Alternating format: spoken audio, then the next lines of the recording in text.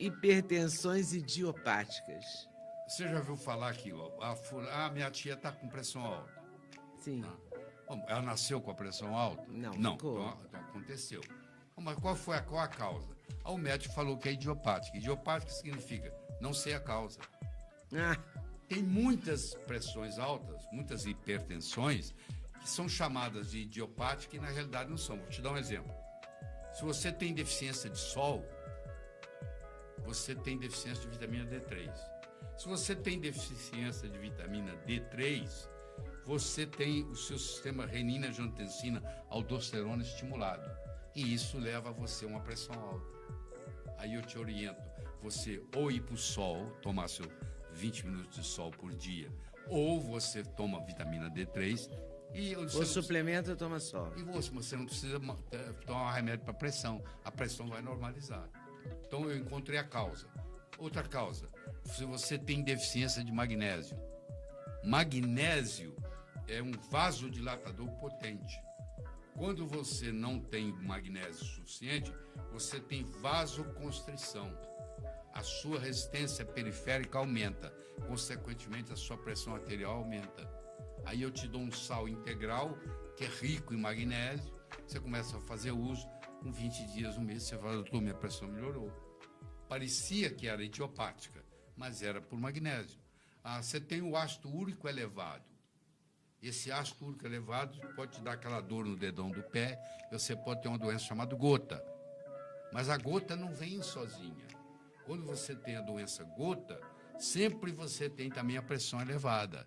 Porque o ácido úrico, quando sobe, que vai te causar a gota, ele também inibe a produção do óxido nítrico, que é um mais potente vasodilatador que nós temos no corpo, é o óxido nítrico.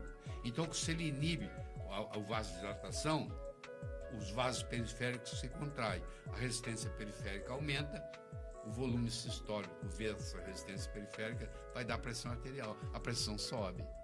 Então, eu tenho vários casos onde por exemplo, eu tenho um hipotiroidismo.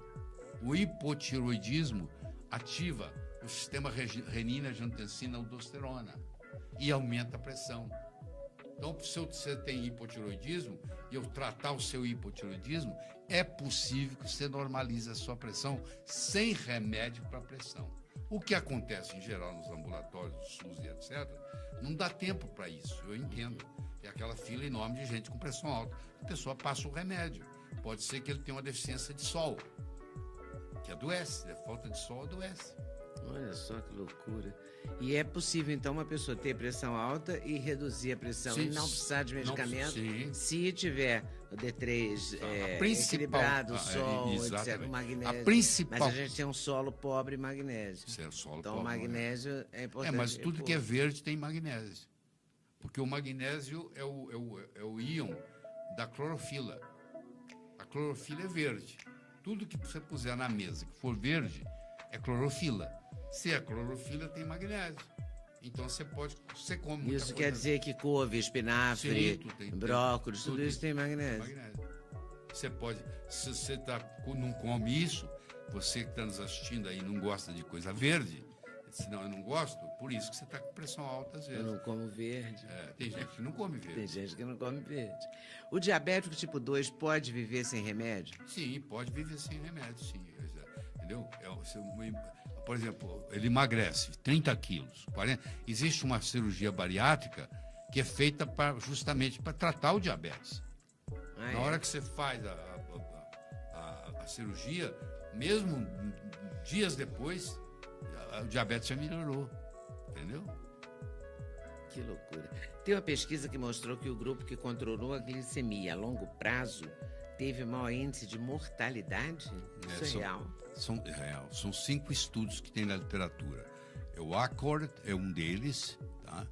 O Liu é outro, o Li é outro, o Wang é outro, onde eles juntaram, se eu somar os 5, dá 47.015 pacientes controlados com sulfonilureia, que aliás nem estão usando mais, estão tirando do mercado. A sulfonilureia, ela baixa a glicemia, mas tem outros prejuízos.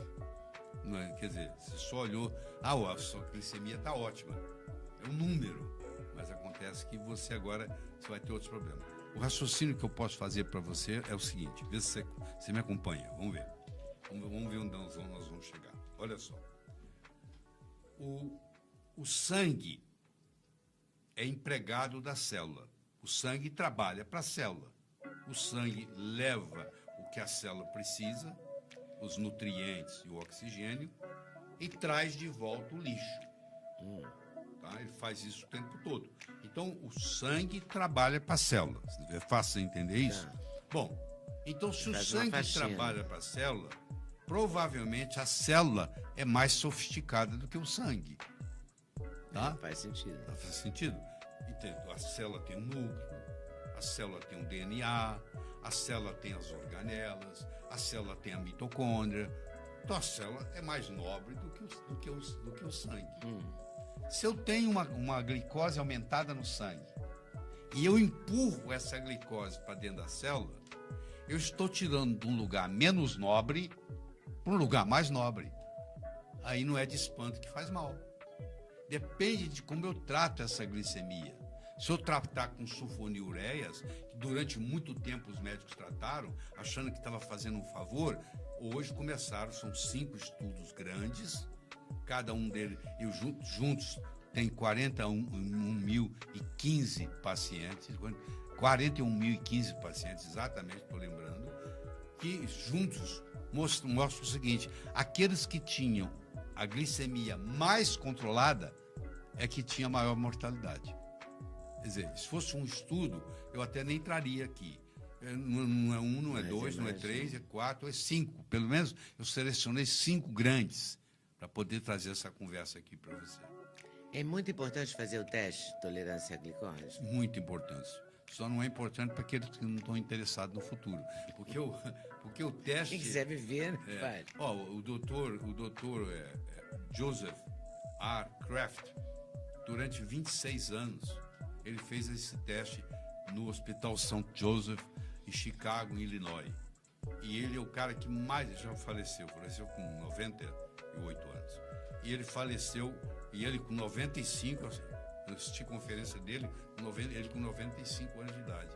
E ele mostra o seguinte, que a curva da glicemia podia ficar estável por 10, 15, 20 anos. Porque ele fez testes durante 26 anos. Muitas vezes a mesma pessoa voltava lá. E aí, mas a curva da insulina ia piorando, ano a ano, ia piorando. Mesmo com a glicemia normal. Ou seja, o diabetes começa antes de você ter o diagnóstico de diabetes. É traiçoeiro para burro. Traiçoeiro. E leva a cegueira, leva a amputação, leva ao transplante renal. Tudo isso causado pelo diabetes. E o excesso de insulina causa o diabetes tipo 2? Isso, por incrível que pareça. Olha só, que interessante. Você tem o diabetes tipo 1, que é raro, é onde há falta de insulina. Esse é o diabetes infantil, assim, que nasce com a pessoa? É infantil. O diabetes tipo 2 é o da idade adulta? Você pode falar assim, mas hoje está misturando tudo. Porque hoje tem adolescente com 12 anos de idade que tem diabetes tipo 2. É mesmo? Por causa do modo que eles estão comendo. Por causa da alimentação. Eles são obesos. O videogame é alimentação. Então, certo? O sedentarismo, né? Então, está acontecendo. Mas o diabetes tipo 2, ele pode começar a acontecer muito antes da glicemia aparecer, entendeu?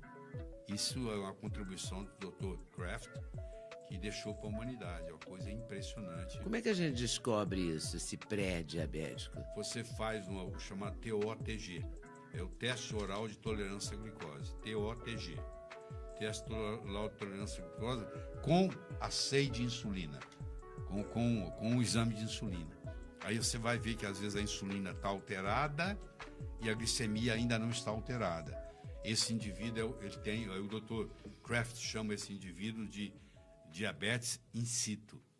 É uma diabetes localizada na insulina, por enquanto. Mas todo mundo que ele acompanhou terminou diabético. O que não faz sentido no tratamento do diabetes tipo 2? Até bem pouco tempo, a American Diabetes Association recomendava que o paciente diabético não podia comer gordura, porque gordura faz mal para o coração, que não é verdade. E aí dizia que tinha que comer carboidrato. Então ele recomendava a comer 84 gramas de carboidrato 3 vezes por dia.